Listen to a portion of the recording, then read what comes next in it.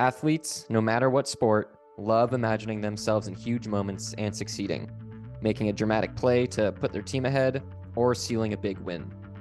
One of these situations is when a batter steps up to the plate with bases loaded, the opportunity for a grand slam. But in reality, with so much potential for this big play comes the stress of squandering the opportunity, often throwing batters off their mental game when it matters most. Welcome to the Sports Psychology of. I'm Gabe Zelico.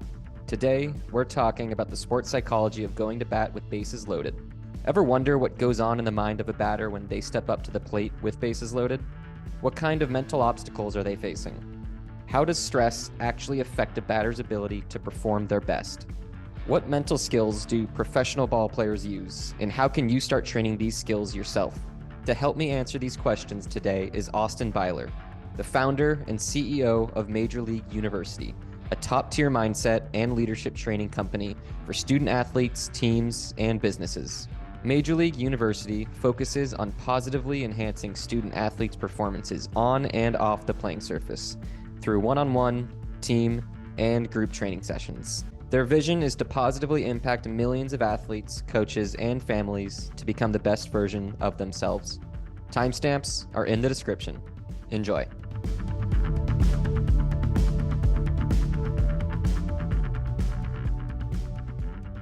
Where does your love for the mental game come from, or maybe appreciation for the mental game?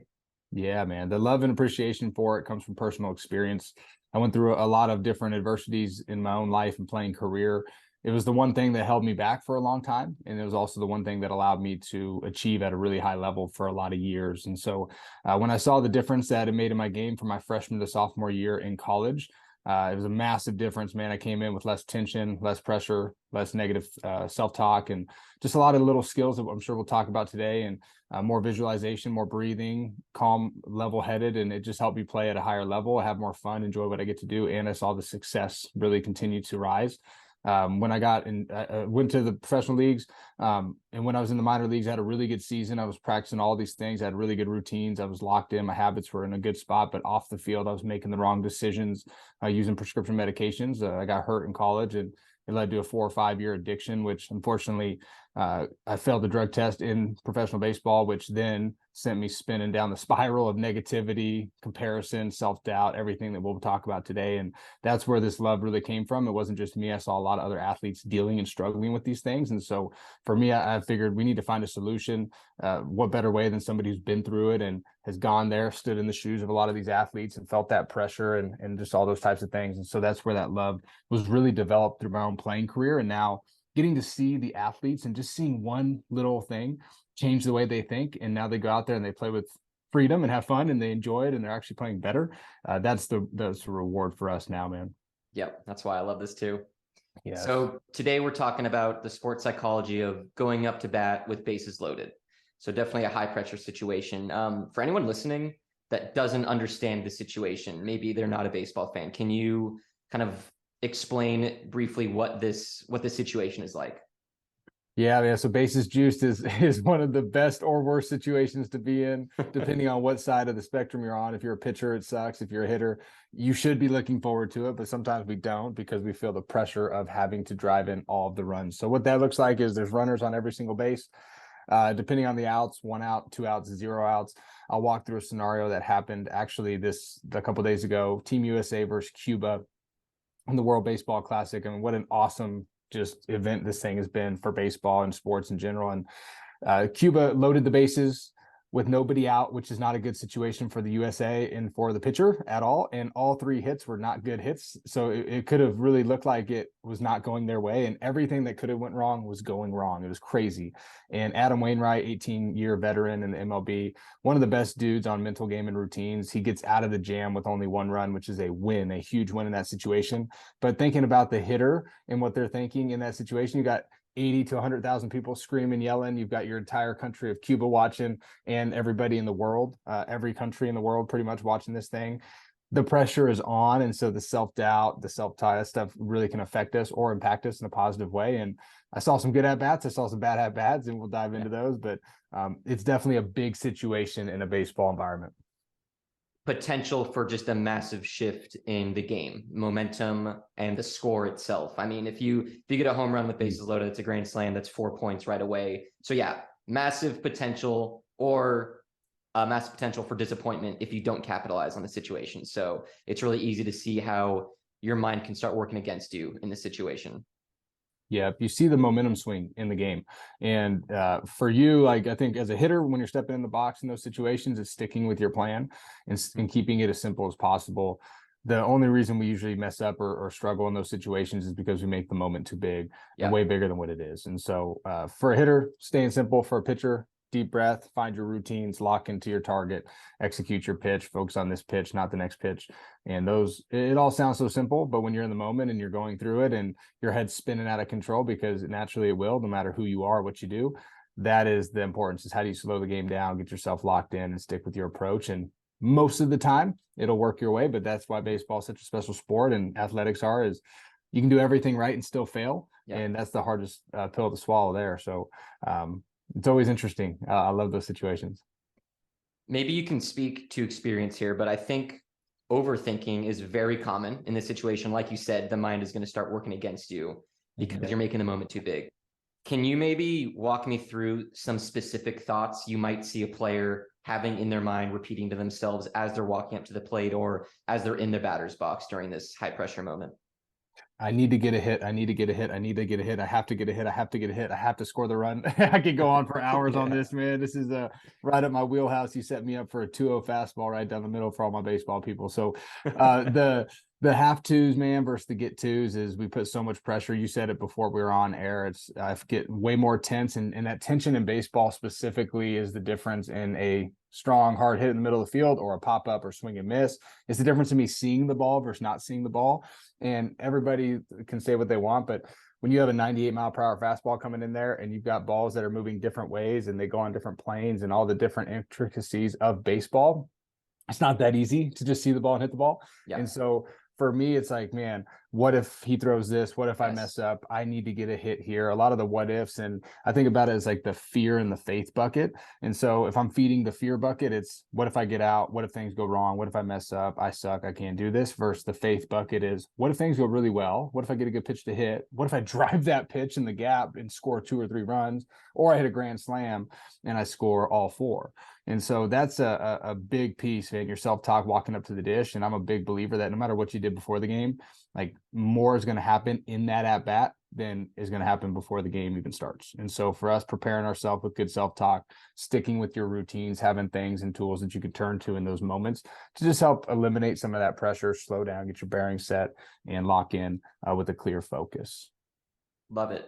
So we're going to get to tools later on, but I love that fear and faith bucket that I think we're going to dive into more when we talk about reframing. But for now, let's jump a little bit more into this athlete's mindset of them thinking in the future. And these are a lot of the worries of what if this happens? What if this doesn't happen?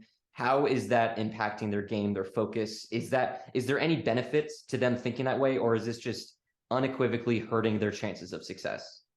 It's a great question, man. I think for the most part, it's hurting their success. I think there's parts where we need to look forward to the future and be grateful for what's coming and be optimistic about what's coming. Most of the time, though, if we worry about the future, then that's where that fear creeps in and things don't go our way. A prime example is I've been working with ironically, it's been a lot of freshmen in college and a lot of freshman baseball players. They're at pretty good schools. They will go in expecting to play. And of course, things don't go as expected and they're not playing. And it's, what if I'm here next year and I don't get to play? It's like, dude, that's 12 months away. That's such a long time away. And let alone if we're just going next semester, that's 6 to 8 months still. So for you, you're in the middle of your season. It's just getting rolling. Like, this is the most important part of the season. And what I've been telling a lot of our teams and athletes is you can go 2 ways at this point. It's like, I can go right and it's the right way, or I can go left and it's the wrong way. And for me, it's which path am I going to choose? Number one. Number two, like, how can I look forward to the future and what it's going to bring, because there's a lot of good things that we can look forward to, but not live in the future and dwell on the future sometimes, or get ourselves in this mental spiral that sometimes happens as an athlete. So for me, it's saying I'm going to recognize the future as part of the deal, and I'm also going to reflect on my past. But what I need to do is I need to find a way to stay in the present moment as much as possible, and that's where the self-talk comes in and those types of things, and breathing. But for me, man, I think about it all the time. A lot of these athletes are looking so far. What's ahead today, what's ahead tomorrow, this weekend. It's like, dude, it's Tuesday. You got 3 games this weekend starting Friday. You got 2 or 3 more days to prepare yourself. Like, let's just get better today. And then tomorrow, let's get a little bit better. And then Thursday, let's keep getting a little bit better. And so just keeping things in perspective, man, keeping it very, very simple for them, especially over the course of a season. It's worth saying it is completely natural to get stuck thinking about the future, thinking about these what ifs, because it's important to you. And you can't stop this future oriented thinking. However, like you said, it's all about, okay, catching yourself thinking maybe a bit irrationally or ineffectively in the future too often, and bringing yourself back to the present. So if you catch yourself thinking about the weekend, thinking about next season, all this stuff, reminding yourself, okay, how do I anchor myself to the present moment? It's fine that I was thinking about the future, but the most important part is that response to thinking that way. And something I wanted to touch on is, I think a lot of batters in this moment, in these high pressure situations, are definitely looking to the future about what they want to happen, worrying about what might not happen. However, I also think it might be relevant that these batters are also going to be thinking in the past in some way. And where my mind goes is, maybe they had this opportunity, bases loaded, had a chance to really help their team out, and it didn't go well. And they're thinking about that last opportunity, and that's sapping their confidence even more. They might also thinking about, hey, I've faced this pitcher before and he's got my number. He knows me. I don't do well against him. These are just examples of, okay, the mind is not present, and it's not in the future where it often will be. However, it's still in the past, which is hurting your game just as much. Maybe, do you have anything to add about players being in the batter box, thinking about the past and not helping their game? There's so many of them, man. You hit on a lot of them. 2 of them for me, at least personally, that I know I experienced was the first one is, I'm having a bad game. I'm 0 for 3. I haven't gotten a hit yet. I need to get a hit. This is my last AB. If I get a hit, I'm hitting 250. If I don't get a hit, I'm hitting 0 for the day. My average goes from 305 to 302. And so you start calculating your stats, and that's the worst way you can go down. And so, but it happens, right? It happens to a lot of us, especially in baseball, because it's such a statistical game and a game of failure. So one of them is like, what has happened already in the game in these situations? I haven't gotten hits already, and I need to get hit now and prove myself or redeem myself or be good for my teammates, or whatever the mindset might be. The second one, and this one was a challenge, is in baseball, there's a lot of matchups. And so I'm a left-handed hitter. And for those of us out there who don't maybe understand baseball as much, is it's harder for me to see a left-handed pitcher than a right-handed pitcher. Right-handed pitcher is easier arm angle. The ball comes in, it looks better. It looks easier to see. It's less deceptive. Left-handed pitcher against a left-handed hitter, it's like I'm cranking my neck, and it's a lot harder for me to see that, especially if their arm angle isn't easier to see. And so you'll see a lot of times, especially in the World Baseball Classic, there's a left-handed hitter. It happened yesterday, Japan and Team Mexico. Mexico brought in a left-handed pitcher, actually a good buddy of mine, and one of my old teammates, Jojo Romero. He's a left-handed pitcher, really good, to face Shohei Ohtani, who's arguably the face of baseball all over the world, and he's a left-handed hitter. And he was facing 3 left-handed hitters, and somehow they still scored. But the first thought that goes into your mind is, oh, great, here we go, another lefty. This is good. I suck against lefties, right? And so you tap back into the past. Or I faced this dude 4 times. I've struck out all 4 times. I can't see the ball. He's got a filthy curveball. He's got a good fastball. I just don't see him very well. Like, those things happen versus also like seeing pitchers that you're like, I'm going to dominate this dude. But it's just a difference in my self-talk when I approach the plate in those situations. And so I think those are 2 of the things where we get caught in the past, is what happened already this game. Like, I need to eliminate that, because it's not going to do me any good in this moment. This is my first at bat. The best advice I heard was, hey, it's 1 for 1 every at bat. Each at bat's a new opportunity. Like, you might go 1 for 1 3 times today. You might go 1 for 1 no times today, but every opportunity is a 1 for 1 mentality. And then the other piece of, oh man, this dude's filthy. I can't see him. He's really good. I've never gotten a hit off this dude. Here we go again. Now, of course, I got to face this guy. And now you're in this negative feedback loop that's telling yourself the wrong things. Yeah, that here we go again mindset is never helping your mental game. Easy to say. Yeah. And then lastly, before we get into the tools here, what do you imagine when a batter is distracted? So they're not even maybe thinking about the past or future, but their thoughts are irrelevant. They're not helping. And again, they're taking away their focus on what they need to be thinking about. What are some obvious distractions a batter might face? I think one is clear from the crowd. If you're focused on what the crowd is saying, that is just irrelevant to your performance right now and not helping you. Anything else jump out at you? The crowd's funny because when you're in the minor leagues and you go to these, I don't want to say bodunk areas, but there's a lot of small towns with people who love to drink beer, and you'll get the beer batter. And so all you hear on deck is beer, beer, beer, beer. And then the crowd gets louder and everybody's chanting beer. And the 3-year-old over in the corner is chanting beer, beer. And you're like, dude, you're 3. You can't even drink root beer yet. Like, come on. So I think the crowd noise. So you hear like an athlete get tunnel vision, or they're really locked in, or flow state, or all the different words and phrases. But to me, it's just your peak performing state when you don't hear anything, just because you're so focused on what you're about to do. So that's the crowd's definitely a distraction. Coaches are distractions. Unfortunately, is what does my coach think in the third base box or in the dugout? What's coach thinking? If I don't get a hit here, am I going to hit later in the game? Is coach going to trust me to swing the bat, or do I have to bunt? Is he going to give me the take one pitch, or do I get to free and swing? Like, there's so many little things in baseball that we don't even think about. And to the outside world, it's like I had no clue. Yep. And so I think those are all things with coaches. What do my teammates think of me if I fail again? I haven't gotten a hit in this situation in the last 6 games. I've been struggling. I need to break out. Like, what are my teammates going to think if I don't get the hit? What are my parents going to think, right? A lot of parents put a lot of pressure on us. And so for some of these kids who are playing with that pressure, that it's tough. It's not easy because you've got like the weight of the world on your shoulders every time you step up to the box or you're pitching. And so what is mom and dad going to think, specifically dad in baseball? What's dad going to think of me if I don't get this out, or if I don't hit the ball, or if I don't succeed here? Is he going to yell at me or mother F me on when I get home on the phone? Like, those things are all distractions. It could be weather, right? Weather could always be a distraction. Yeah. It's cold. My hands hurt. It's raining. It's been raining a lot lately this spring. And so a lot of athletes are dealing with that. Oh, I'm not doing good because it's raining, or another rain out, and all those things. There's so many distractions. Umpires, right? That comes into it too. How I feel on a specific day, because you know as well as I do, Gabe, you're a great athlete too. It's like, you never know how you're going to feel. And some days you don't feel good, and some days you feel great. And like that affects how you feel in the box. If I don't feel good, it's hard for me to play good because I'm worried about how I'm feeling. I'm sore. I just don't feel right. Like, my head's not right. School can be a distraction. There's so many girls, right? Or boys for even women's sports. So there's so many distractions that creep into this thing. But I think the goal for us, man, is how do we just simplify our thought process, go back to what works, and then remember why we're doing it in the first place. And then we get out there and have some more freedom. I think it's really empowering to understand that all of the different ways the mind can go awry and become an enemy to your performance, it's the same solution.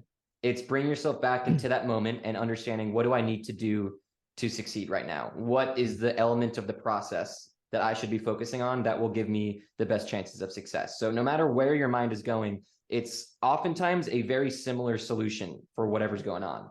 And I think that can be really relieving to listeners, because they might think there's 10 different solutions they need to learn to the 10 different obstacles that the mind goes through. But it's really not. It's not quite that complicated. Now, it does take some time to train the brain in this way to effortlessly come back to the present moment, come back to the process, and kind of drown out the noise. But again, it's only a couple tools that you might find yourself using, and they can be so effective. And so before we get into some of these tools, a lot of these things that we've been talking about, thinking about the coach, your teammates, what they think about you, thinking about the past, not feeling like you were confident this game, worrying about getting a hit, and then thinking about the future, of course. What if I don't get this hit? What are people going to think of me? All the ways your mind can start working against you. This is exacerbating the stress response. And I want to talk about this a little bit because it's really important in sports psychology. The stress response is a very normal response that your body goes through when you're, stressed out and something's important. Something important is going on, that you need extra blood flow, extra nutrients to your brain and muscles so you can think quicker, you can be stronger. There's a lot of important things that are going on in your body that you don't want to just be feeling like you're rolling out of bed and then going onto the field and playing a whole game of baseball. No, you need your body to ramp up some of that activity. So you should be thankful. Everyone's thankful for that. However, a lot of people don't put that into perspective, and they only think about it when that stress response gets overblown. It's going into overdrive. And that's because you're getting into the situation that has so much pressure, that has a lot at stake. So what ends up happening is the stuff that's helping you be a good performer is actually going to start hurting you. The two examples that I think are most powerful and obvious are your muscle tension gets a bit too tense. So you'll want to increase your muscle tension a little bit, because if you don't have any type of increased muscle tension, you might not be able to feel as strong, not hold on to the bat with a tight grip like you want. So there are definitely perks to this increased muscle tension. However, at a certain point, it gets to be so tense and tight that you cannot be as accurate, as coordinated as you want to be. And this is going to hurt your accuracy. And just being an inch off in baseball, trying to hit one of these fastballs is all the difference. So if that muscle tension is not in the sweet spot, it's going to be obvious. And then this is going to feed into the cycle of lower confidence because you don't feel good, and again, hurting your game all around. And then this can also affect your vision, where some athletes might get really stressed out, really worried, and they get this intense tunnel vision, where they might want to be focusing on different elements of the play. I think tunnel vision makes sense in baseball, especially being a hitter, when you want to just be focused on that one little baseball. However, Austin, maybe you can help me understand, is it important to see where everybody is in the field, seeing like, oh, I want to hit it into this open spot. Even though I'm focused on the ball, I need to understand what's going on in my peripheral vision to help me get the most successful hit. There is before you get in the box. So like Okay. for me, like if I'm stepping out of the box, right when I walk up there, I'm scanning the field to see where my defenders are, just for an idea of knowing. And here's why it's important is like as you keep playing the game and you grow and you play it longer and longer, you start to create these habits. And for me, it's like if I hit that ball to left center in that gap, there's nobody there, I'm going for three. Like I'm getting a triple on that one. Or hey, I'm hitting it down the line because they're putting this huge shift like we've seen. Now they're kind of eliminating some of that in the big leagues now, but at least in the World Baseball Classic, there's like 4 dudes on the right side of the field. There's nobody on the left side of the field. So if I can bunt, like maybe I lay a bunt, or there's other things. But once I step in the box and it's me and the pitcher, it's me and the pitcher. That's where that tunnel vision comes in. So that's really good.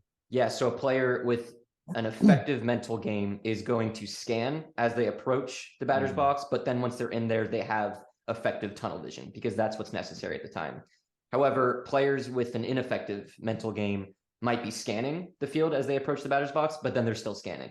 They're still thinking about, maybe they can see part of the crowd and they're thinking about the crowd and the judgment.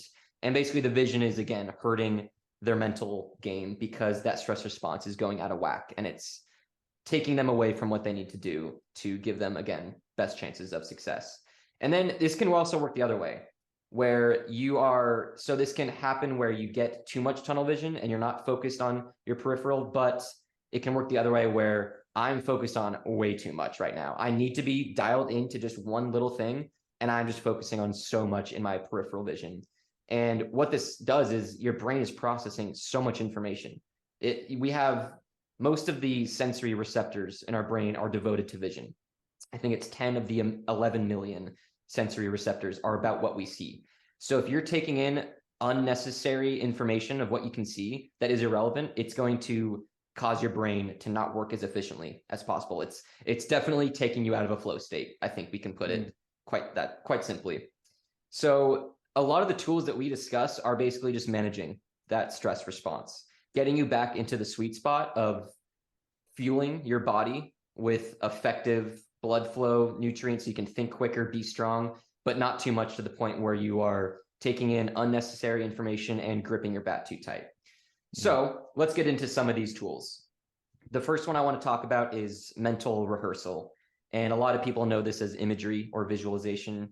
I call it mental rehearsal because it's really important when you do this exercise that you're using all the senses. And imagery and visualization have this connotation of we're just imagining what we see, but you also want to imagine what you're hearing in that moment, what you're feeling, even what you're smelling and tasting can help, because the more realistic that experience is in your mind as you imagine it, the more you're effectively preparing for that situation when it does come. So my first thoughts of mental rehearsal to prepare yourself and boost your mental game when bases are loaded is maybe you're in the dugout and you can see, oh, this is an opportunity that might be coming, or I do know it's coming. and then you can go into some mental rehearsal. Does that sound right? Does that sound like a good opportunity to do it? And maybe is it worth doing it when you're in the batter's box in any way? Yeah, it's in the dugout's a great opportunity. You have an idea of what's coming. You can almost put yourself in situations that could potentially happen if this guy walks, okay, down bases. Like you're determining the situation there. On deck is a great opportunity because you're there. And so you start getting a feel, hey, 3-2 count, runners on first and second, 1 out. Okay. Well, if he walks, now it's bases juiced. I'm up there with 1 out. That thought process is different than if it's first and second, 2 outs because that guy just struck out. So in those situations, it's kind of seeing your plan, seeing what you're going to get.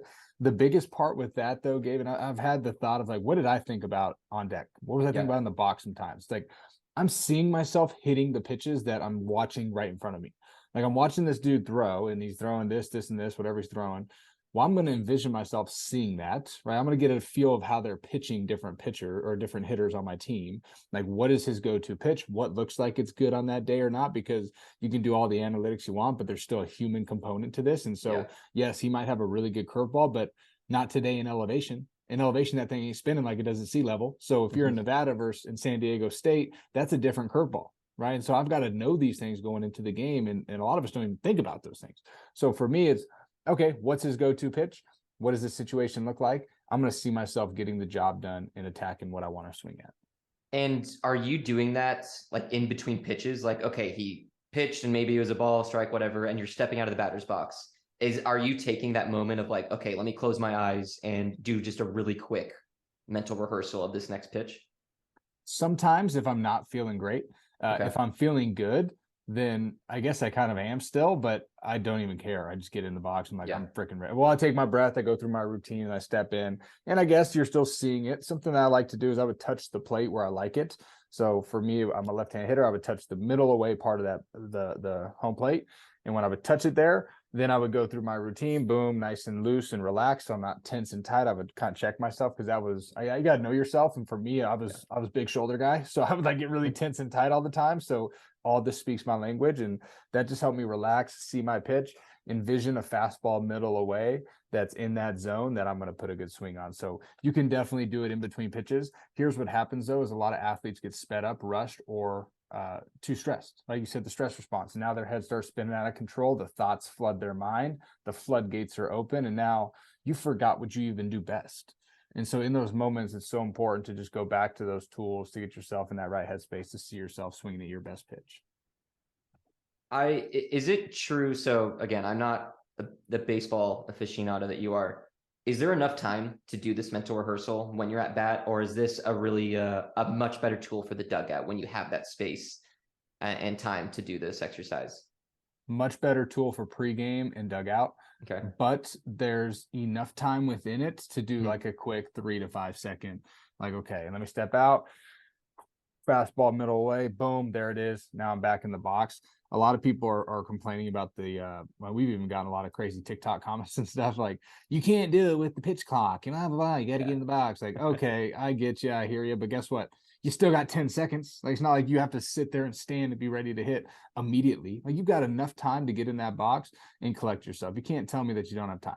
Like, that is just a complete lie, and it's unfortunate. But for us, it's like, man, you still have a little bit of time. But I would prefer, I tell my athletes, hey, in the dugout's a great opportunity. If I'm a pitcher, like in between innings, when I'm sitting in the dugout and I'm just collecting myself, you see 2 of the Astros pitchers, both Latin dudes. They started working with a sports psychologist in the Dominican Republic, and it's changed both of their careers. They're disgusting. They're so good. But they go in the box, they do their breathing. They're either meditating or mental rehearsal. Either one, right? They do both. And so for them, that just gets them back to home base. As a hitter in between innings, I can do that. Before the game, ideally, I'm doing some of that, whether I'm in the clubhouse or if I'm a high school player in the outfield or in the dugout, even before the game starts, just to get my head thinking the right thoughts, right, and seeing what I'm supposed to be seeing. And then in the game, if you need it, like you can do it on deck or even in the box for a brief stint. But at that point, it's like, what do I want to swing at? What's my approach? What's the situation? Let me lock into my pitch, my zone, and trust everything that I've done before this to prepare me for success. Something I'm going to be saying every single episode is every athlete is different. The mental skills and tools that they resonate with, and when they want to use them, it's going to be different with everyone. And the way you are going to figure that out is trying stuff. A lot of the times it's in practice. When you want to try this, you do not want to be doing these things for the first time when bases are loaded in a high stakes moment. However, you will figure out, okay, I have my own kind of method. And while Austin might emphasize mental rehearsal in the dugout, hey, I like doing it at bats because that's what I find is making me a better player. Let's go on to the next tool, breathing. This is one that everybody hears about, probably ad nauseum at this point. And I think a lot of people don't understand the science behind the breath. So I'll take a quick moment to tell you that tell the audience, there's an interaction between your breath and your nervous system. That as you have this longer exhale, especially if you're doing diaphragmatic belly breathing, it's going to trigger a part of your nervous system that slows down activity. Now, if your stress response is in overdrive and you do just this couple cycles of breaths where your exhale is longer than your inhale, so maybe 4 seconds in and then 6 seconds out, it's not going to put you in that sweet spot. And you're not going to go, wow, I feel super calm right now. That might not happen. However, what is going on is you're managing the stress response. It's not going to be as intense as it was. And this can feed into confidence because now you're taking control of the situation and you will actually feel a bit better because that stress response is, again, alleviated in some capacity. So can you speak about how batters can use breathing as a tool to boost their mental game in this bases loaded situation? Yeah, so just there, like you said, it calms you down, it slows the game down. You almost see things before they happen. And when you're in your best state of mind, that's what I see. It's like I'm almost seeing it a split second before it even happens. And it's just because you're so locked in, you're calm, your heartbeat isn't out of this world, and you're just in the right state of mind, right? You're in an optimal performance state. And so if we're in those states of mind more often than not, it's going to give us a better chance to succeed in those situations. But like I said earlier, you can do everything right and still fail, and you can do everything wrong and still succeed in this game. And so that's the craziest part. So there's some give and take, but for us, let's just think about what the breath does. You said it best. Like there's that interaction with the nervous system, brings more oxygen to the brain, allows you to think more clearly in those situations. So for me, I can go in there with rapid heartbeat and where things are spinning out of control, my mind and my emotions are getting the best of me, or I can take ownership of that. And it comes from training that throughout the day and throughout your weeks and those things. You do skills and tools to do that. But in those moments, I've got to trust that. Right. And so I had an athlete the other day told his dad, he's like, I'm really trying to do what Austin's telling me, but it's just not working. It's like, okay, well, it's been 4 games, right? Not everything's going to work. You're putting way too much pressure on yourself to succeed in the first place. And so let's just look at what it is. Like you're putting more pressure on yourself to get hits instead of have quality at bats. And when we think about, I got to get the result versus let me just compete and have fun, there's a huge difference in how I feel and my heartbeat and my mental state and all of my things that I'm telling myself in my head. So you're spot on, man. The breath is important. You'll see a lot of big leaguers and college guys and girls too. Baseball, softball, doesn't matter. They step out of the box, big deep breath. They get back in. They get themselves ready to compete. I mean, the breath is one of my favorite tools because unlike mental rehearsal, it is even easier to use. You don't have to do this thing where you're closing your eyes and using a lot of power, a lot of brain power to imagine all these senses. The breath is always with you. Nobody can even know you're doing it sometimes. It's just so powerful. And it's a great anchor to that present moment because you can use it to lock into how it feels. And if you're focusing on one of your senses, you are in the present moment. And doing that while also managing that stress response, it's just a great tool. So yeah, and I love all the stuff you post on Instagram at Major League University. I love seeing all of the big leaguers talk about how they use the breath in all these different ways. That always, I think, helps the buy-in for a lot of these people. And they go, okay, maybe there is something to this. Oh, my mom's not just telling me to breathe. Yeah. And so, I mean, this works in the dugout, trying to prepare for a big moment when you're nervous, going through some breathing exercises, but it is just as effective in your in-between pitches, stepping out of the batter's box, doing those breaths. So this is just, again, a versatile tool that is important to practice and get comfortable with so that you can feel confident using it when the moment asks for it. Mm. Let's go to one of my favorite tools. I think I just like all these tools, actually. Let's talk about body language. How can a player change their body language to boost their mental game during the situation? Oh, I love the body language, man. So if you think about body language, like the external reflection of what my body's doing is usually usually a direct reflection of the internal dialogue that's going on in my head and my heart. And so for me, man, the body language changes everything. We like to talk about it as like power posing. I know Tony Robbins talks a lot about like the power pose, and some people are like, that's stupid. You stand, like, oh, that's dumb. It's like, no, when I stand up and at first I'm like, this is kind of weird. Like it's awkward, but then I keep power posing and I feel pretty confident. Like I feel way more confident this way than if I'm shoulders down, cocooned, head down, hands up, that mentality. So body language changes everything, man. It not only sends a signal to yourself, it sends a signal to your teammates and how you're feeling and your coaches. And so for us, I love Derek Jeter as an example. You can never tell if that dude was having a great day, having a bad day, having a good year, having a bad year. Like obviously he's had a lot of success and he's one of the best of all time, but there's a reason why in his mental game was so strong. He wasn't necessarily the most talented athlete out there, right? There's hitters that hit for way more power and better hitters, better defenders, but that dude was just a leader, and it's how he carried himself. And that's why he was so consistent, and he was the captain of the New York Yankees for so long. And so body language is important, man. I think for any athlete out there or family or teammate person listening, when I think about body language, like that is in my control all the time. And anytime I show bad body language, it lessens my confidence. It worsens my self-esteem. And you can tell that there's some doubt creeping in or negativity creeping into the mind. So for me, it's like fix your posture, fix everything else. And so if I can change my posture, the last thing I'll say on it, there's a cool study done. This guy, he worked, Dr. Christian Conte. He's a phenomenal practitioner. He's just a great dude too. And he works with a lot of the University of Pitt programs, but he also does a lot of stuff in prisons, like some pretty severe prisons. And so he was doing some work in this prison, and this guy was suicidal. He just did a lot of bad things. He was in there for life, and he can't handle the things he did. And all he said was, hey, change your posture for a week.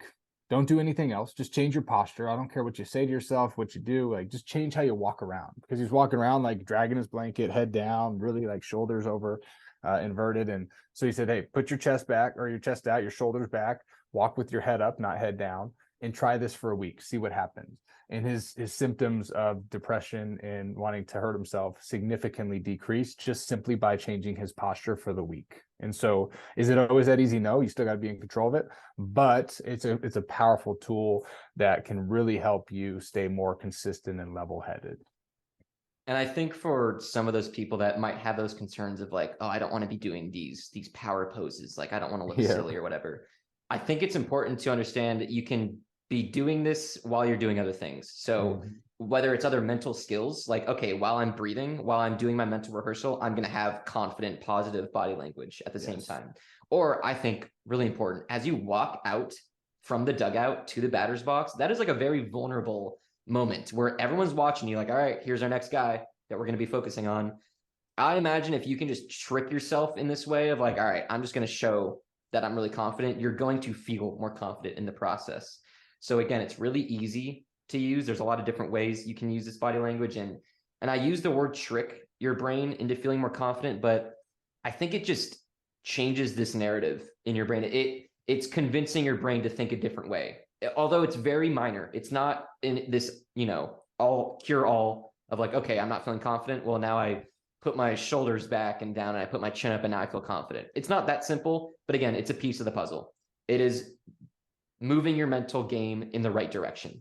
It's helping boost it. It's not, you're controlling for any negative body language at the same time. So really easy skill to dial in. Everybody knows how to do this. It's really easy to learn. So definitely a lot of ways that athletes listening can work that into their mental game. Yes. I want to talk about reframing. So this is more of a mental skill. It's not something that you can see anyone doing, like breathing, body language. However, reframing is one of the most important tools athletes and really people can use to basically improve their self-talk. And we were talking for at least 10, even 15 minutes about all the ways your self-talk can go awry and start hurting your confidence and your chances of success at the plate. So anytime you can reframe what you're thinking into a more constructive or positive tone, it's going to boost your mental game. And I want to go back to what you said of the fear and the faith bucket. So a lot of players might be in the fear bucket of like, God, what if I don't succeed here? This guy's really good. All that what if thinking, I should have been practicing harder. I should have been practicing anything that you're afraid of. And then you reframe it and go, well, wait a minute. What if I do succeed? What if this does go well? Hey, I've trained really hard. I'm here for a reason. All these different ways to give yourself this evidence why you should feel confident. And another really great tip that I think a lot of people can take away when they're trying to understand how to reframe their thoughts is imagine that thought that you're having that is very ineffective to helping you be a better performer. Imagine your friend is having that thought. What would you say to that friend? Because when you're thinking about how you would talk them down from that ledge of their mental game is taking a dip, you're probably using really effective reframing self-talk methods. So what can you add to this reframing mental skill for athletes either before they go up to the plate or when they're at bat? Yeah, it's really good. This is 100% the most powerful tool, and one of them at least. And so for me, it comes down to awareness. Like first and foremost, is I've got to be aware of those thoughts and what's going into my head. I can't control what's in my head, but I can control what I do with what comes to my mind. And so that's an important piece to know when we're recognizing thoughts and anything that doesn't belong there. It's like I'm going to intercept it, get it out of the way, move it on, and then I'm going to replace it with something better. And so for athletes when they're stepping up to the box or going, even in this big situation, anytime that you feel yourself thinking more negatively or those thoughts start coming into your head and you're listening to them more versus talking to yourself, I love that line of let me talk to myself more. It's like, what would I tell my friend who's struggling? Well, I'd say, hey, keep it up, you got this, like be confident, trust yourself, have some fun up there, like this is a great opportunity. But when you're there, it's like, I suck. I can't hit the ball. I'm not going to make this. I'm not going to get this guy in, or I'm going to fail again. What am I doing here? I don't belong here. My scholarship's getting revoked. You can go down the list in the rabbit hole of a million things. But for us, man, it just comes to being more productive. It's like, what words are going to serve me? What terms are going to serve me? What phrases are going to serve me?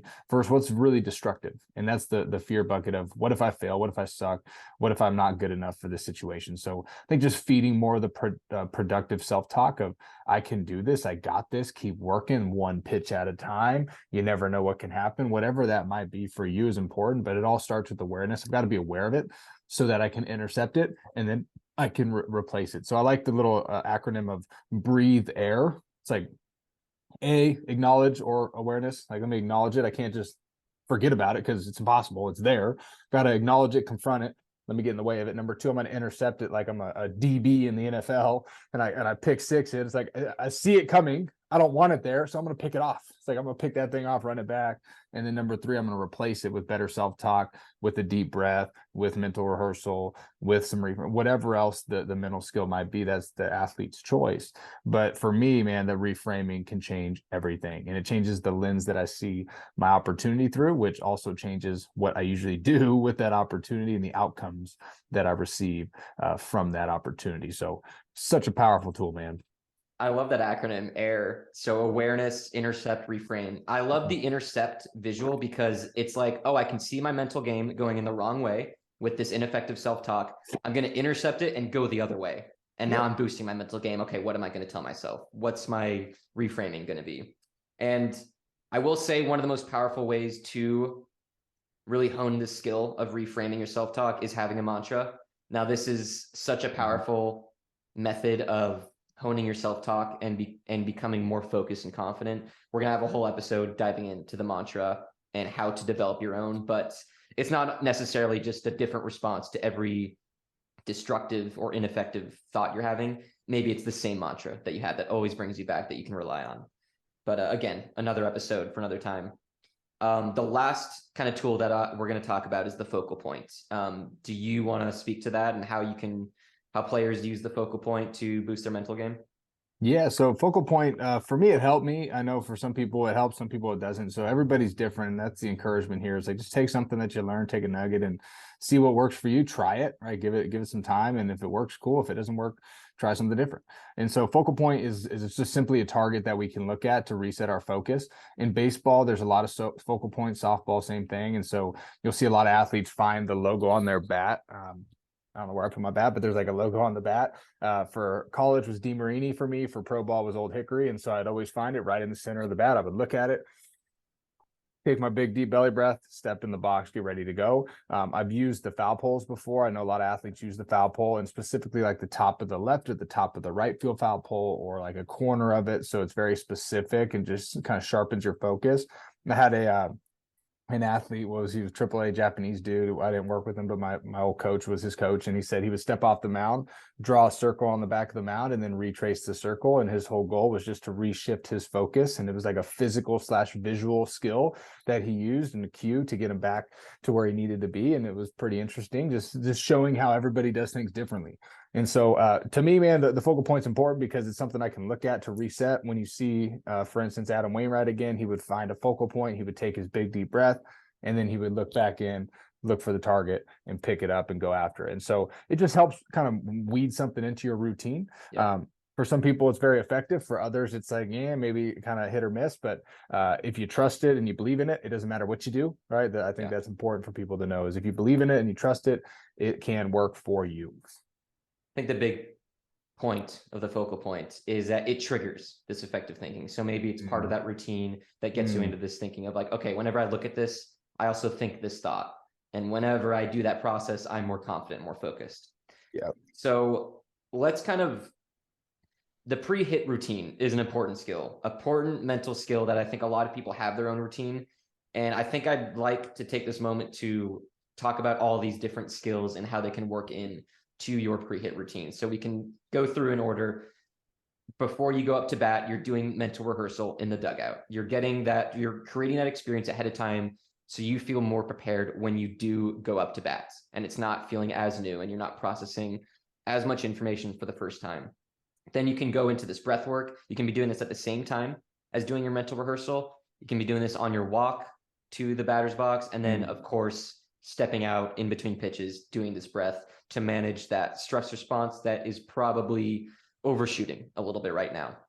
And then again, having body language, if that's your thing, having this confident body language that's going to just make you feel a bit better than you were if you weren't focusing on your body language. And this can also have an effect on the coaches, your teammates, making them feel more confident in seeing you look more confident. I don't know about you, Austin, but whenever I saw my teammates as an athlete look confident, it gave me a sense of empowerment. So even if it's not working for you, like, okay, I'm having great body language, but I don't feel any better. Well, at least you're helping your team in some way because they're feeding off of it in some way.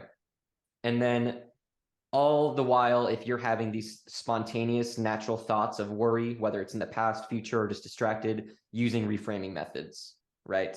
So what if I succeed? Going into the faith bucket, not the fear bucket. And then, of course, tying into focal point. Maybe the focal point is what happens before you start thinking all of this or doing these mental skills to boost your mental game. So it's all part of that pre-hit routine. So a lot of people have their own stuff they do, like, oh, I'm going to unstrap my gloves in between pitches. And that can be really effective. However, it's really important to have purposeful components of your pre-hit routine. You're not doing things just because somebody else does them or a coach told you to. You're doing them because you know the effects of what it has on your mental game. So a lot of what we talk about here was managing that stress response, right? So I'm doing these parts of this pre-hit routine because I know what it's doing to my heart rate and my muscle tension, making me a better player. So the pre-hit routine is a really important skill that it doesn't really have this separate conversation, I think, necessary. It's really just tying in all these other things. Did you want to add anything, though, before we move on to our last little topic here? No, that's perfect. That is perfect. And I think just your ability to get yourself under control, however that is for you and your specific, just kind of knowing yourself, right? If you know yourself and you know what works for you, as long as you can get yourself in control before you step up there, that's really important, especially in those big time situations. And then, so this last thing that we're going to talk about is after the hit. So basically, okay, either you hit it and you did what you want to do, great, or you didn't and you're feeling really bad. I want you to talk about maybe what happens when you don't succeed. However, I'm going to take a moment to talk about for the players that do get this hit, they do succeed. They were worried they weren't going to, but it happened. It's really important to not forget about that play, that moment, because this situation is going to come up again where the bases are loaded and you have this intense pressure and you're not thinking effectively. However, you can look back at this moment and go, wait a minute, I did succeed before this. I didn't just lose that skill. I can do this again. Basically, it's just giving yourself, again, more reasons to feel confident in a moment where a lot of players don't feel confident. So don't use those successes or don't let those successes go to waste. Catalog them, journal about them, reflect on them, and remind yourself about those successes when you're in a similar situation. But maybe you can speak to experience or how you coach athletes now of, okay, they had quite an opportunity to put their team ahead with a massive momentum shift and they struck out. How do you coach athletes through that process? It's really good. So a couple things as a hitter is, number one, did I swing at my pitch? If I swung at my pitch, then I gave myself a good chance to compete. Number two, was I on time with that pitch? And if I was, then that's a good thing. If I wasn't, then we know where things went wrong. And then number three, what was the result? So I could be on time and I could swing at my pitch and I could hit a ball, line drive to center field that gets caught and I'm out, which is pretty much a negative result, but also a really good at bat and something that you were supposed to do. You just got unlucky. And so I think just finding success with your perspective through that is really important for a lot of athletes. Is, man, okay, well, let's just dumb it down to these. It's like, did I swing my pitch? No, I chased one over my head. Okay, that makes sense. Number two, was I on time? No, I was late. Number three, what was the result? I swung and missed and struck out because I was way too tense and putting a lot of pressure on myself to succeed in that moment. So I think just going back and walking them through their thought process. Were you thinking the right thoughts? Yes. Cool. You're doing a good job. Were you not thinking the right thoughts? No, I wasn't. Okay, then that's where we can evaluate this. Were we more focused on getting the hit versus having a good at bat? And if you would just ask yourself some of those questions, it really just helps put things into perspective for them. And then I think as a coach, the biggest piece is encouraging them that you're going to get more of those, because athletes feel like it's the last time that they ever get that opportunity, instead of like, hey, you're going to get another opportunity like this probably tomorrow. Like you have a chance to do that. It will happen at some point. Like you're going to get another opportunity this way. So when you get up there, like that's when you get another opportunity to go do this thing and practice some of the things we've been talking about. And like you said earlier, you can do all the right things and not succeed. And it's really important for athletes to understand to reward themselves for doing all the right things, even though they didn't succeed, because too many people are tempted to change things up, even though they did the right thing, but they want to change things up because they didn't get that hit. And now they're actually lowering their chances of success in the future. So being able to just give yourself a pat on the back and think, okay, I was doing the right things. I went through my routine. I was locked into the timing of this pitch. I was reading it well. That's going to, you're going to see the most mentally strong athletes having that type of mindset, not beating themselves up unreasonably. Yes. So this is a great episode, bases loaded, dissecting the sports psychology of it all. Going back through those action items, we got mental rehearsal, maybe in the dugout, in between pitches, doing breath work to manage that response. Again, a longer exhale than your inhale, having confident body language to feel more confident and appear more confident to your team and coach, reframing unhelpful thoughts into more of the faith bucket, having faith in yourself and not thinking about why you should be fearful of this pitch, and using a focal point to trigger effective thinking, and putting this all into a type of combination that is going to be your pre-hit routine. That, again, everyone listening is going to have their own unique pre-hit routine that is going to leave them in the best mindset to facilitate higher chances of success. That's all this is, right? So is there anything else you'd like to add before we wrap up here? No, this has been awesome, man. I love what you're doing. You do a great job. This has been a blessing and a blast. I've had a lot of fun, man. And so I'm excited. I've took a lot of notes here too of things that popped up from what you said. So I'm just excited for people to hear it, man. And for all that you're doing a great job, and keep up the good work, Gabe. Thank you so much, Austin. Appreciate it. And if people want to reach out to you, where can they find you? Yes, at Major League University on all platforms, or at Austin Byler on all platforms. So Instagram, Twitter, Facebook, YouTube, LinkedIn, everywhere. We need to get the podcast up and running again, but yeah, at Major League University, at Austin Byler. You can reach us at anyone. All right, sounds good. Well, thank you again for coming out, and yeah, we'll see you next time. All right. Yes, sir. Thanks, Gabe. Thank you so much for listening. We hope you took something valuable away from this episode. Stay in the loop by following the Sports Psychology of on your go-to podcast platform, and find clips of each episode's best segments on YouTube, as well as Instagram, TikTok, and Twitter. Do you want to take your mental game to the next level? Try out one-on-one sports psychology coaching with me, Gabe Zelico, by visiting my website, zelicoperformance.com. You can book a free intro call where we'll discuss your goals, obstacles to success, and determine if we'd be a good fit to move forward. You can also email me directly at thesportspsychology@gmail.com regarding one-on-one coaching or the podcast. Links to social media, my website, and email are all in the description. Thank you again for listening.